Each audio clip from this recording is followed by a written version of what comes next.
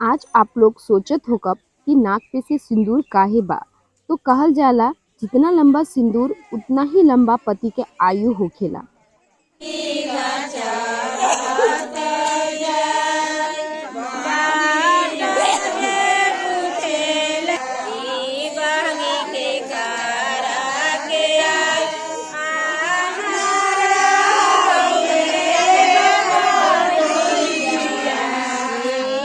आप सभी देखे वाला के हमर प्रणाम।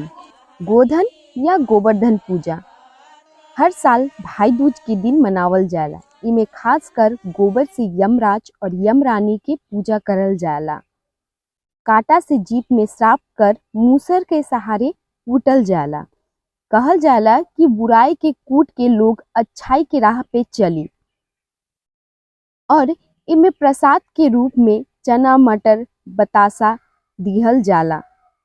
छठ से पहले गोधन के पूजा करल जाला। ओकर बाद छठ के तैयारी शुरू होखेला। गेहूं धो के सुखावल जाला ताकि छठ के प्रसाद बना सके।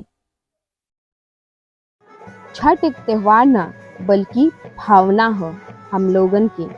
ये एगो बहाना है जिस साल में पूरा परिवार के एकजुट करेला।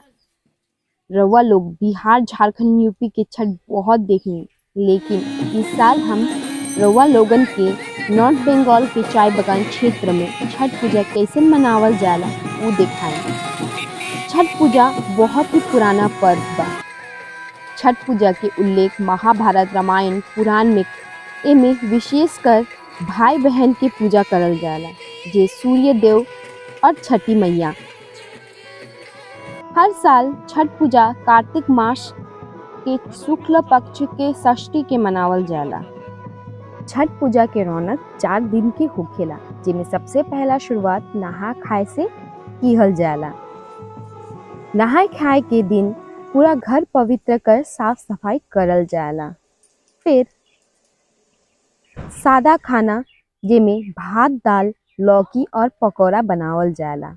भात दाल लौकी विशेष रूप से भोग दिहल जाला। ओकर बाद छठ व्रती भोजन ग्रहण कर फिर पूरा परिवार के दिहल जाला।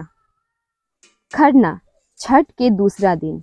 खरना के दिन भर छठ व्रती भूखल रहेला। सूरज डूबला के बाद प्रसाद के तैयारी होखेला, जेमे गैस पर ना बल्कि चूल्हा पर प्रसाद तैयार करल जाला, जेमे खीर और रोटी प्रसाद छठी मैया के सामने न्योज दियल जाला। फिर सिंदूर लगाकर प्रसाद ग्रहण किहल जाला। 36 घंटा के कठिन व्रत के आरंभ होखेला। छठ के तीसरा दिन संझिया घाट, जेमे सबसे पहले भोर में उठकर प्रसाद के तैयारी किहल जाला, जेकर में आटा से ठेकुआ बनाकर छान कर तैयार किहल जाला। ओकर बाद फिर दौरा विभिन्न प्रकार के फल फूल से सजावल जाला। फिर सिंदूर और अक्षत दे के पवित्र किहल जाला। फिर दौरा माथे पर लेके नंगे पांव छठ घाटे जाहल जाला। छठ व्रती जल में खड़ा होके डूबते हुए सूर्य के अर्घ देवेला, जेमे पूरा घाट दिया बाती से जगमग होखेला। देखे में इतना सुंदर इतना आनंद होखेला कि हम अपन भावना कैसन प्रकट करी कि बोल के ना रउआ लोग देख सकत है कि इतना आनंद होखेला। एक शांति और पवित्र स्थान बन जाला छठ घाट। फिर घाट से वापस आके अंगना में दौरा सजा के छठी मैया के गीत होखेला और छठी मैया के भक्ति भाव में लीन रहेली छठ व्रती। भोर घाट कौआ बोले से पहले घाट पर पहुंच जायल जाला और जल विच खड़ा सूर्य देव के उगे के इंतजार किहल जाला।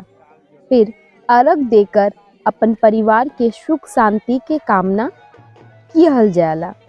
केवल बिहारी ना बल्कि आदिवासी नेपाली बंगाली मुस्लिम सब अपन अपन शुभ डाला देकर अपन मनोकामना करेलन ताकि छठ माई उन लोगन के मनोकामना जल्दी से पूरा करियन।